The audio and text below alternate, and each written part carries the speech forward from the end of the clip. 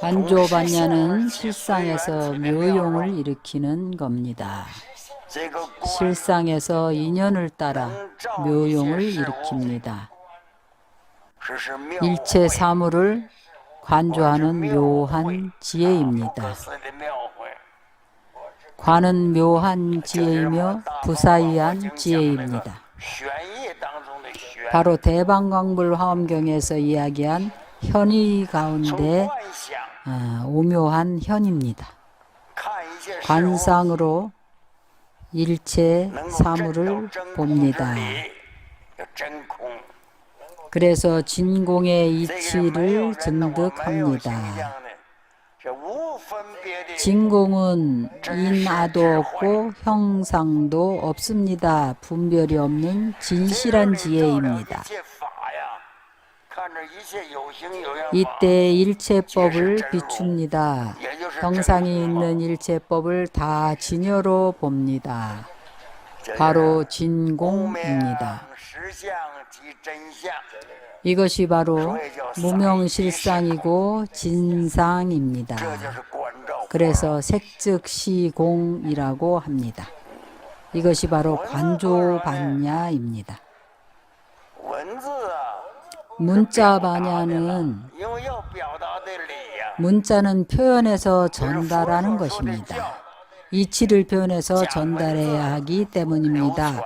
부처님 설한 교리를 문자를 빌려서 전합니다. 만약 의지할 경전이 없고 빌릴 문자가 없다면 우리가 무엇을 근거로 합니까? 배울 수가 없습니다. 그래서 관조반야에서 오묘한 이치가 생깁니다.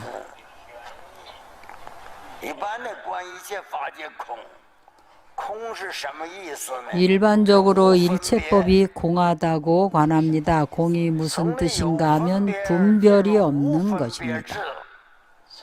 분별이 있는 데서 없는 무분별의 지혜로 들어갑니다. 일체의 모든 법을 비춥니다. 일체법을 비춤은 모두 진공의 진실한 뜻입니다. 이것은 실상반야, 관조반야, 문자반야입니다. 이 세 종류의 반야입니다. 그러나 한 가지 상입니다. 비록 반야가 세 가지지만 상은 하나입니다. 상이 무엇인가 하면 상이 없는 무상입니다. 이름은 셋으로 나누지만 실제로는 무상입니다. 무상은 부처님이 증득한 대원경지입니다. 반야는 실상이고 무분별의 지혜입니다. 이 반야는 묘한 지혜라고 번역합니다. 어떤 때는 묘해라고 번역을 하고 어떤 때는 청정한 정해라고 번역을 하는데 바로 무상의 뜻입니다. 이 제목에 대해서 간략히 설명을 하겠습니다. 여러분들이 반야신경에 의거해서 수행할 수 있기를 바랍니다. 마음은 바로 600권 반야경의 그 마음입니다. 사람의 마음과 같습니다. 그래서 600권의 광대한 반야경을 극도로 간략하게 만들었습니다. 관조로서 그 중심에 들어갈 수 있습니다.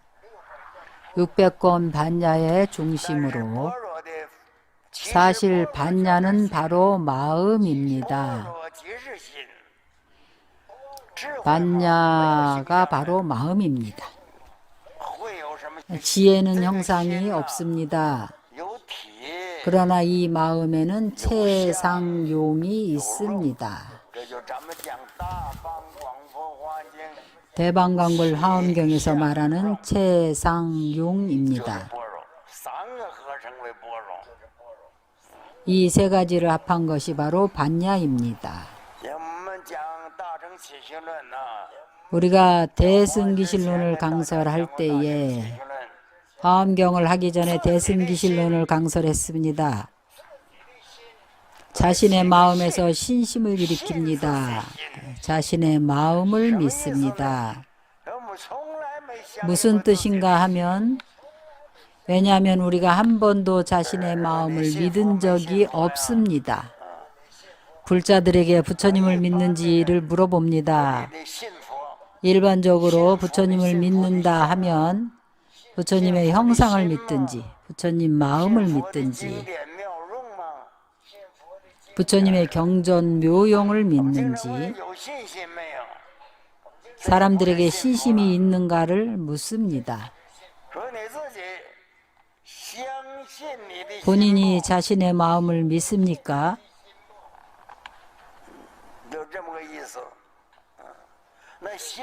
바로 이런 뜻입니다.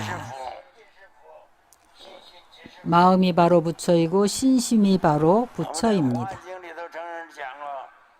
우리가 화엄경에서 항상 이야기합니다. 지는 이치의 용이고 이치 위에서 쓰는 것입니다. 마음의 체를 지혜의 묘용으로 바꾸는 것입니다. 바꾸고 나면 마음을 돌이켜서 이치를 비춥니다. 이것이 반야에 포함된 뜻입니다. 여러분들이 이해해서 들어가기가 쉽지 않습니다. 원문에 들어가서 설명을 하겠습니다. 이것은 대방광물 화엄경의 뜻과 같습니다. 우리는 법화경, 화엄경을 강의합니다. 이 반야신경은 이 신경만 가지고 이 경전들을 해석할 수가 있습니다. 우리는 현장법사 번역본으로 강의를 합니다. 그는 당나라 황제의 명을 받아서 번역을 했습니다.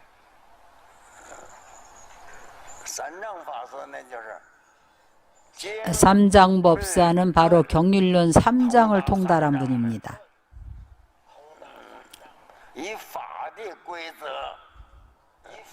법의 규칙에 의거하는데 법의 규칙이 어떤 것인가 하면 이 법의 규칙으로 일체 중생을 깨달아 알게 합니다.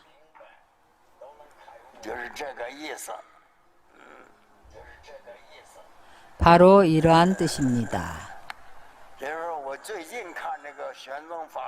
예를 들면 최근에 현장법사의 고사를 보니 현장법사 자신이 쓴 대당서역기는 그 자신의 집안일을 가지고 해석한 겁니다. 한 작가가 쓴 새로운 해석본이 있는데 현장법사는 어려서 출가를 했습니다. 집안이 무척 가난해서 이 고사가 무척 긴데 여러분들이 직접 보십시오. 서유기 말고 현장법사 전기를 보십시오. 서유기는 꾸며낸 이야기입니다. 대당서역기를 근거로 해서 꾸며낸 넌픽션입니다. 현장법사 소개는 하지 않겠습니다. 경문으로 바로 들어가겠습니다. 관자재보살. 관자재보살이 법화경에서는 관세음보살이라 하고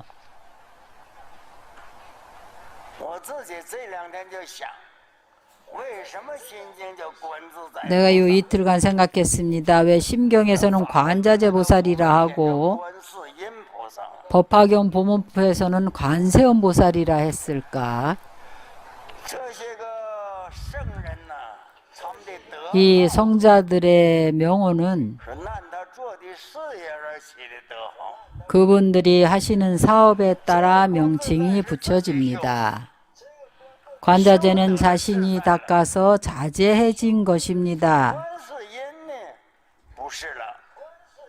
관세음은 그렇지 않습니다.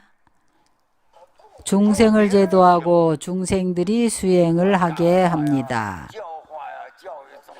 중생을 감화하고 교육하고 교화를 합니다.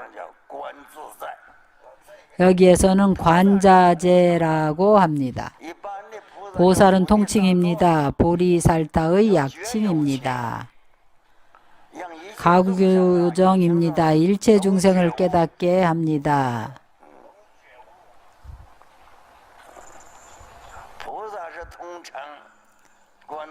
보살은 통칭이고 관자재는 별칭입니다.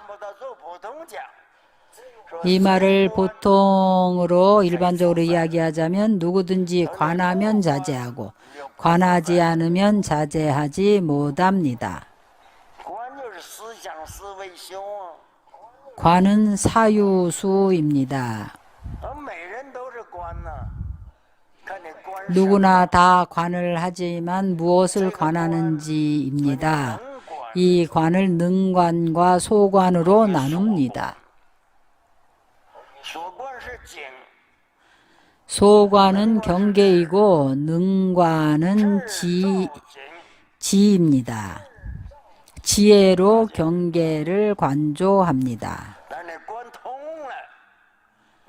관조에서 통달하면 자제합니다.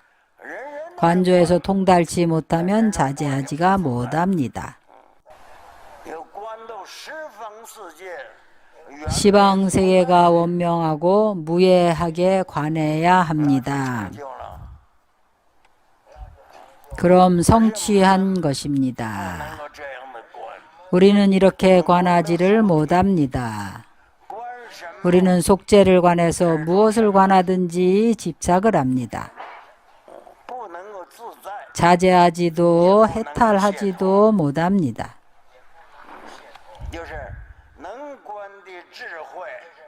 능관의 지혜, 반야의 지혜로 소관의 경계를 관조합니다. 어떻게 알 수 있을까요?